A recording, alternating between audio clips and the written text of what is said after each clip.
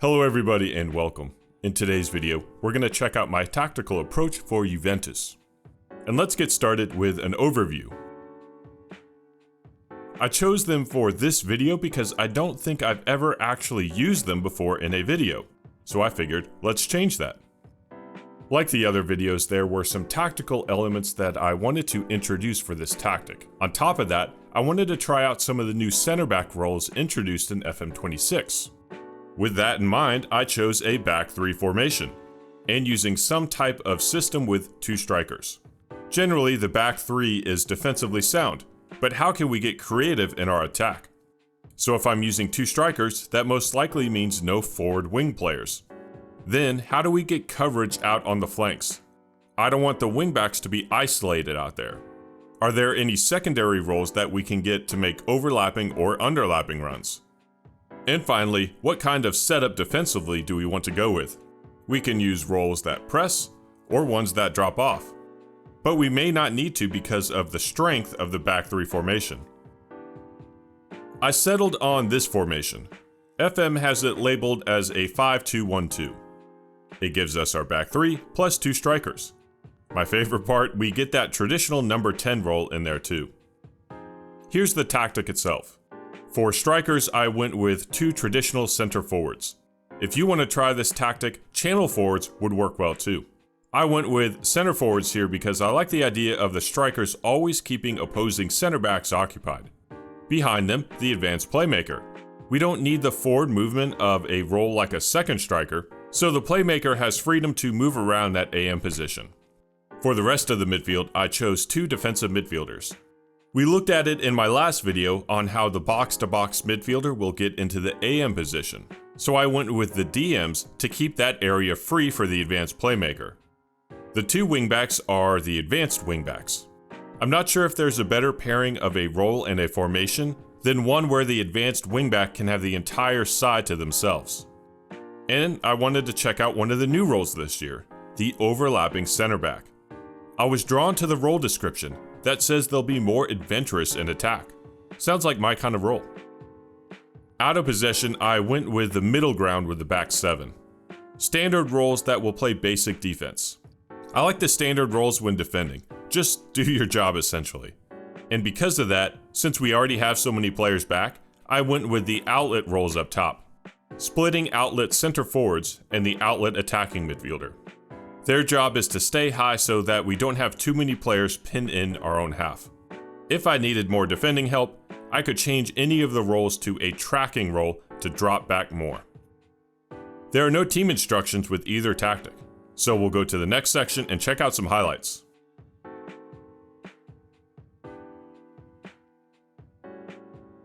Let's start our breakdown with a defensive sequence.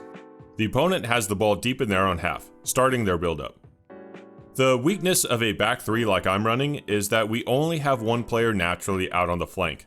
It's easy to get outnumbered, and that's why the splitting forward is quickly becoming one of my favorite defensive roles. Watch how the role moves out to the wing to provide help. So with my splitting forward helping mark their wide player, it allows the wingback to tuck inside to help cover their player here. The wingback has moved inside and the two defensive midfielders have collapsed around the ball. This is where we want our center back, sitting back and providing emergency cover just in case the ball gets through. We're able to win the ball back and start our possession. Here's that defensive play again in 3D.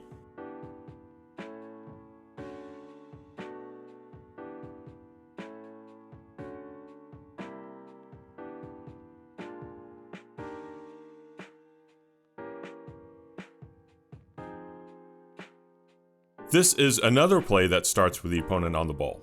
This time they're in our own half. There's always a balance when selecting defensive roles. I went with the attacking outlet midfielder because I've got two strong defensive midfield roles right in the center. However, like I said earlier, if I wanted even more help, say the opponent had an especially dangerous playmaker, I could use the tracking midfielder to make him drop deeper.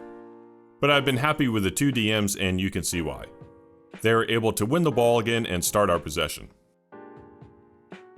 After some passes, the advanced playmaker is on the ball. This forward was helping with the build-up, which is why he's sitting a little deeper. But this is the other center forward. And this is why I wanted that standard center forward role. Keep their center back occupied. The advanced wingback wants to get forward.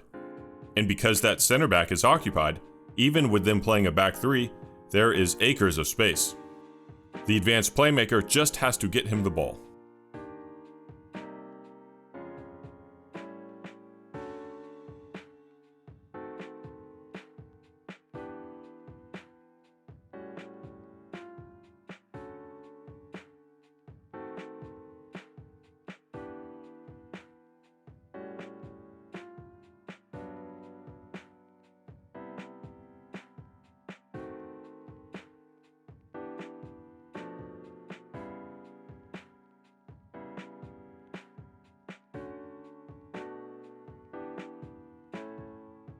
Our last example, we've got the ball, and the overlapping center back has the ball. So what are some of these more adventurous movements we can expect from the role? When he passes to the advanced wingback, he makes a pretty awesome underlapping run straight to the front line. They didn't pass him the ball, and we see some of the positional play in the game, since the defensive midfielder has tucked into the center back position. We move it to the other side of the field with the other advanced wingback. Like the other side, the overlapping center back makes an underlapping run. It seems that despite the name, the role will choose whether to overlap or underlap based on who the wide players are and how many are out there. Regardless, it's another great run, though he also doesn't get the pass. The cross instead goes in for the goal. Here's the clip one more time.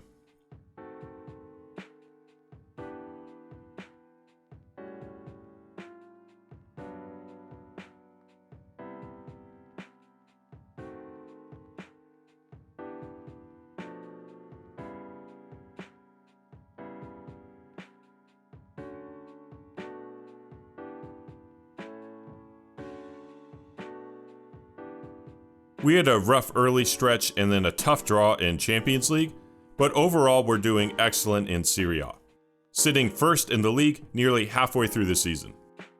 We're third in goals scored, but admittedly I think we're first in goals over expected performance, so the goals scored could be a little fluky. However, our defensive record has been superb, giving up only 10 goals in 15 league matches. As we wrap up, hopefully this video has given you some ideas on how to approach your tactical style with Juventus, or maybe you could use it for another team where you wanted to implement a back three formation. If you'd like any player role shirts or maybe a digital FM planner, you can check out the Half Space Apparel online store. I've also got a Patreon account if you'd like to support the channel. Anyway, that's all for today's video. I hope you enjoyed. Thank you for watching.